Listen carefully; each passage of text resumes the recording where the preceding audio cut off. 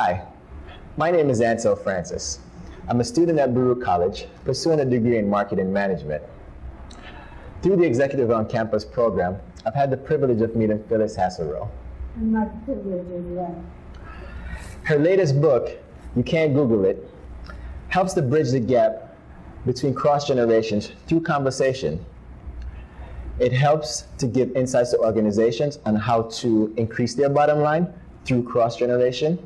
It helps students to increase their chance of success in their chosen field through cross-generation. Today we're going to have a cross-generation conversation. Phyllis, thank you for being here with me. My pleasure. So can you just give me a brief explanation as to what was your inspiration behind You Can't Google It? Well, about 4 years ago, I came up with this idea, this concept of cross-generational conversation day. I wanted to get the idea into organizations all over, just all kinds. And I started talking with decision makers, with people who I knew had been following what I had been doing. I've actually been focusing on intergenerational challenges and solving them since about 2004. And so I found that there was a great deal of enthusiasm. We put together a very large planning committee, cross-generational. I had 4 different generations. We didn't have any Z's, but 4. And started talking to different companies and organizations. And what I found was they were enthusiastic about the idea. They knew that the generations really needed to get along better, to understand each other better. Okay. But there was the issue of budget, and there was the issue, even more in some places, of allowing their people to take a day or a half a day away from their normal work in order to devote to this. So I see, hey, we need to create some urgency. They have to be more aware of how important this is.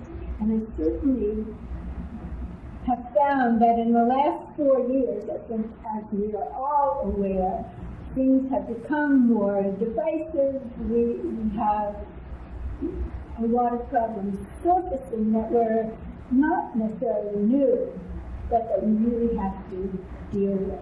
So I think it is more and more relevant than ever.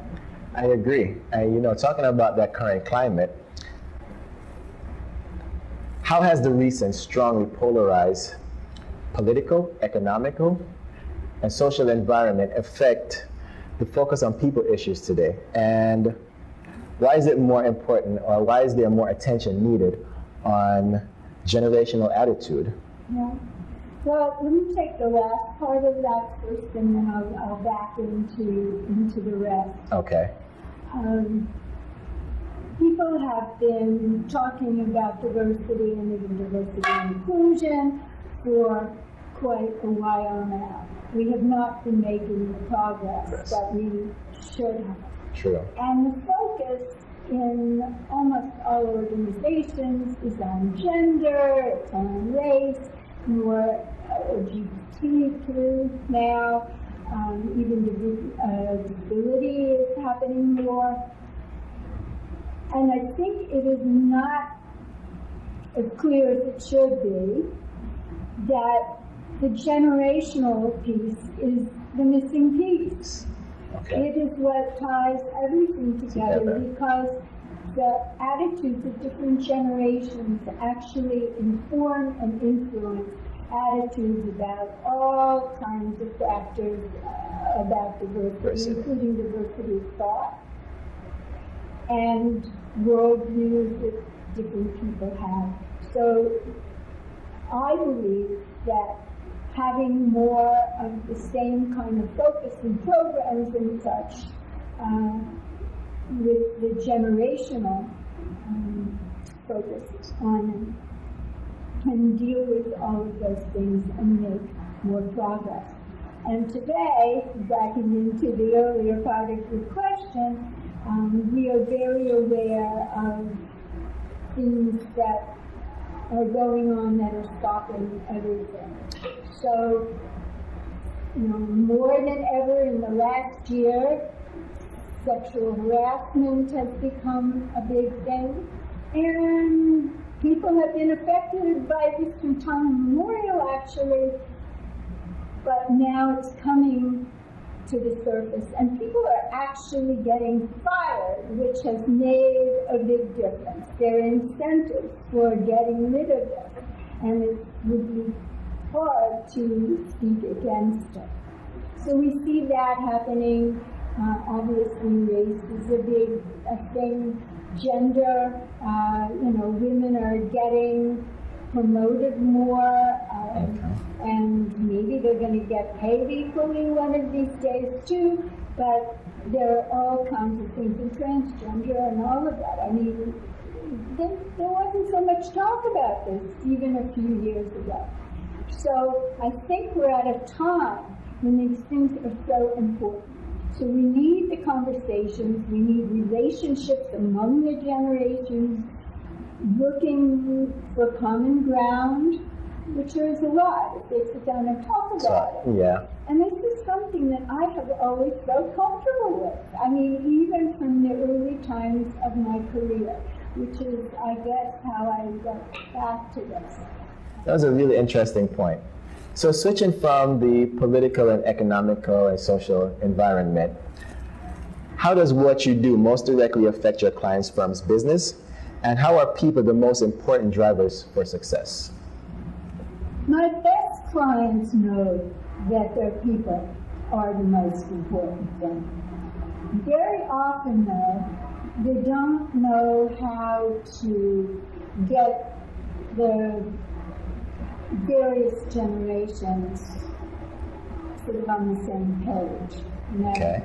And so in their professional development, how can they be transferring knowledge, which is a very important thing in their succession planning and all of that, which I talked about later on in the book. People have to understand the business strategy. And that's even if it's a nonprofit or it's a university, in general, what is the strategy? What are we trying to achieve? And they need to talk about this together. They need to be transparent. It shouldn't be management secret, okay? and I think that's, again, something that's very much in the wind. So, we've got to lay out the business case. And in my trying to influence and convince different organizations how important cross-generational conversation and relationships is, I lay out the business case. And there are about 10 points I have. I'll mention not quite all of them, but first of all, what you want to avoid. You want to avoid costly turnover. True. You want to avoid litigation, and believe me, for-profit companies are really worried about that. And also, the stereotypes that are related to ageism or age discrimination and all of that. And that's getting lower and lower in age. People in their 40s are losing their jobs in some cases. Wow. So all of those are some of the most important things to avoid. Interesting. So who would you say would benefit the most from your book? Which department would benefit, being that the baby boomers have this information, have this vast amount of information, and as they leave, if they're not transitioning that information to the millennials or the Generation Xers, then that information is lost. So who would you say would directly benefit from? That's such an interesting question, because when people ask me who would be my target client, for instance, who do I want to work with, who do I want to influence, most people automatically think HR, human resources, diversity and inclusion. And while that's very important and it appeals to them, in terms of actually getting things moving, getting budgets, people with clout, in a lot of organizations, what I want to get a chance to speak to and persuade are CEOs, business unit heads, people who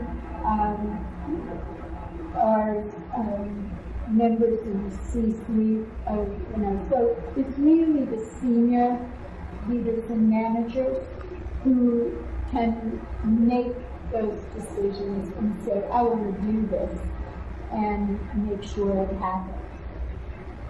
So I want to reach all those people. I want to reach the younger generations very much too, because I find that they love this stuff and they want to know the perspective of the older generations. They want to sponge up and learn everything that older people know to add to their stock of technology and the things that they have grown up with. And so they are very, very interested in doing this. I always say that if the young people had the money to devote to it, I wouldn't need sponsors. and besides that, I really relate to at least 3 generations, and so I relate to younger generations just as well as I do to my boomer generation. I've always gotten along with them. In terms of what they value, I very much agree with a lot of that. Okay. So I really enjoy working with them. They're great. Well, you are the pioneer of cross-generational conversation, and as a millennial, it's important for me to learn from those who have more experience, who can share knowledge, so that when I am in the workforce, that I can perform at a high level, that I can get success, that I can get to their level of being an executive, being in official position in the suite, as you stated before. So I think it is important that millennials and the younger generation do learn as much as they can, soak in as much information as you can. It's through soaking that information you can then move yourself forward. And vice versa. True. People who have not been exposed to as much, and it's not only technology. People, that has made a big difference, but that's not all. Younger generations have friends who are working in new industries. They know about new products. It is very important to know the perspective and what is valuable to people who are not of the same generation. How can you develop things that people need? How can you serve them in the way they need to be served and want to be served if you don't understand their perspective, what makes them tick, what's important to them, and be able to talk about it and have some mutual understanding and say, well, we can do these things together. So, what is your greatest challenge that you face in implementing your mission? That's an easy one. And I think that most consultants of any kind would have this as part of their answer. We need to create urgency. I keep saying that, and it's one of the reasons, writing a book that can help to create that kind of magic sometimes. Okay. But it's lighting that fire, convincing them that they need to do these things, that more than one-shot programs is needed. I find that there's been ever since I've been doing any of this, a lot of interest in having me, someone, come in and do a program. And then after that, they can check off and say, okay, You've done that. did that. Yeah. Yeah.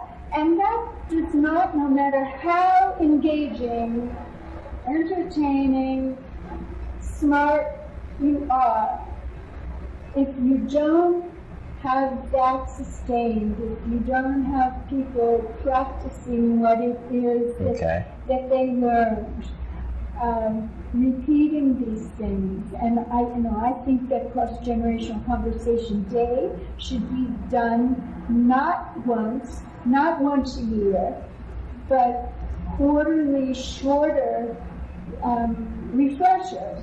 And to say, well, what did we accomplish here? What's the next step? And you always have to lead with what are the next steps, who's going to be accountable, what are we going to do, all of that. So the greatest challenge is that it shouldn't be the latest shiny object. And cross-generational conversation is not trendy, it's perennial. We need to do it. So that's the challenge, is to keep it on people's minds, keep it going, and having them learn to use these skills. Okay. Consistency. Success comes from consistency. The more you do something, the more you can implement it, and the more you can get better at it. So, in your book, you mentioned that there are 10 traits or skills that you can use. Can you give some examples of the 10 traits? Of what they are? Yes. And how they're used? Okay. So, first of all, there is trust and empathy. I'm just going to read it. Okay. Maybe in the So there's that perspective, relevance, and confidence that comes along with that. Okay. Reciprocity, which is related to networking and very how big. you Yes. go with people back and forth. Conversation is also one of them. Curiosity, and I always say I am infinitely curious. And that's a really good thing. And we have to be curious about other people. You're never going to be a good networker if you're not curious about people. And there's so much we can learn just from asking questions and how you ask good questions. So that is a part of it, right? Another one is high touch or personalization. High touch or personalization? Yeah. Okay. Yeah. And I think that's more and more important as people are on their devices all the time and have, as said, lost the art of conversation, those who have learned it a while ago, or never learned it. Not at all. There's a lot of people being in their separate silos, and that has happened again as we go back to the political and social atmosphere. More so, people tend to withdraw, close in, and not want to interact with people who disagree with them, instead of trying to learn from them and see how they can come together. Let's see, transition fluidity, which is the succession planning and knowledge transfer, and has been very important in some of the things I do. There are examples of that in the book. For instance, the people who have been founders and leaders and don't want to let go, and how you get them to be thinking. I have some legacy exercises, and I'm building legacy maker masterminds for groups of people, so that they can work on these things together, whether they're part of the same organization or just to spark things off of each other. Inspiration is another thing. And that's a lot of what I like to create from Cross-Generational Conversation Day and those workshops. And it's very interesting, some of the things that have come up as I interviewed these multi-generational teams. One that I would have loved to be able to interview, hasn't happened yet, is Tony Bennett and Lady Gaga. Unfortunately, but one of my, favorite, and what is so interesting there is that Tony Bennett, who I have been a fan of since I was 17, as people get older, as entertainers, they lose a lot of their audience, or they may. And his son, and if Tony is 91 now, his son is not so young either. His son, Danny, came up with a way to really revive his career. Wow. Which was to pair him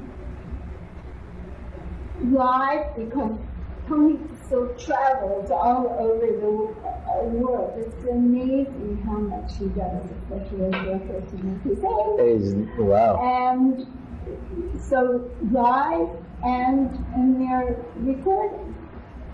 And they, have won all kinds of Grammys every year. So it's not only Lady Gaga, and there was Amy Winehouse before she died, and many others. I think it's sort of Lang. And it's just changed everybody's view. He's even on a Macy's Thanksgiving Day float with Piggy this last, I think it was this last year. I remember it was the year before. And she grabbed him as he almost fell off the Oh, wow. But, that is, everybody's getting enjoyment out of that. And everybody relates. He has a huge fan base of younger people. So, that's one example that I love, and it is in the book. And he and I share the same book, so he's got a few years on it. I met him and told him that. Oh, wow. It must have been a great meeting. Yeah, well, it was an incidental thing. We were both at receptions at the Players Club, not the same one. And I saw him and I figured, okay, this is the chance. And I walked up to him and I said, Tony, I'm Phyllis Weiss Haserot, and we share the same birthday. And without skipping a beat, he says, oh, we'll have to meet up again on our birthday. And that would be great. It'll never happen, but he's just so good.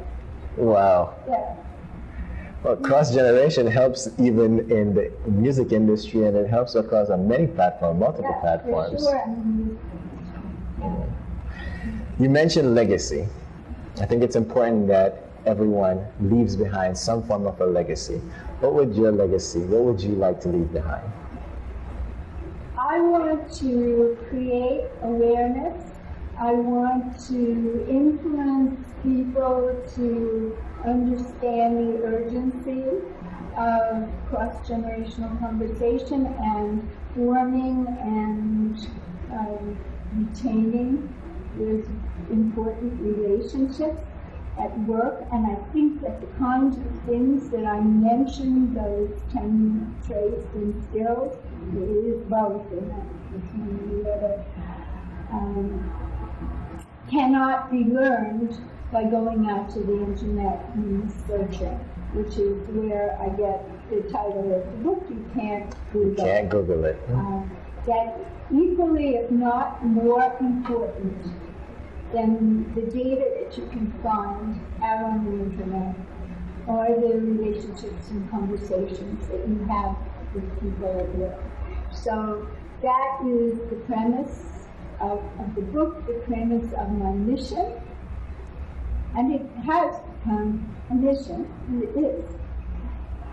And so I see that as my legacy. I want to see that happen.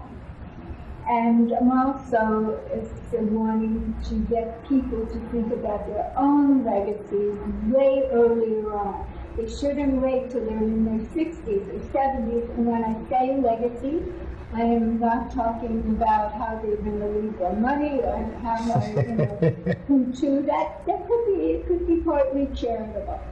But to think, as you are working, how do you want people to remember your work? What difference can you make? We hear that people want to do meaningful work. They want to have a purpose.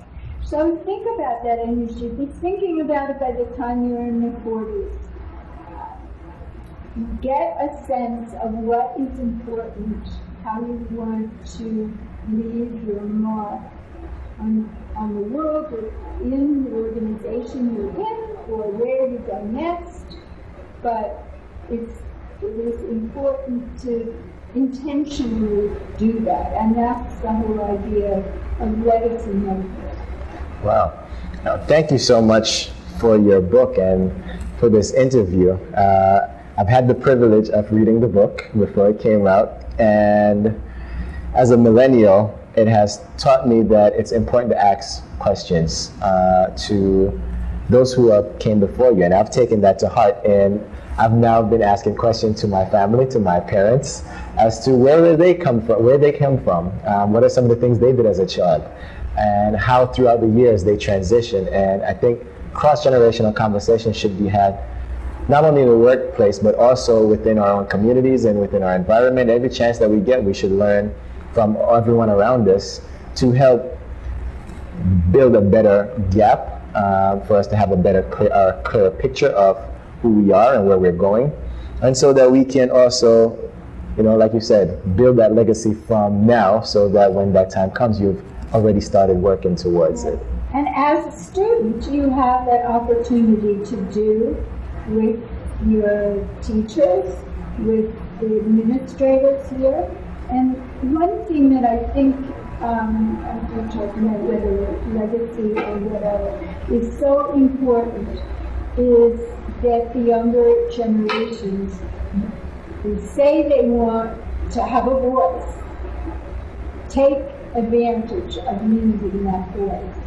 And not just being on the street protesting. I mean, I'm fine as long as that's nonviolent. That's fine. But to speak out about the things that they think are important, and not just to speak, but to act.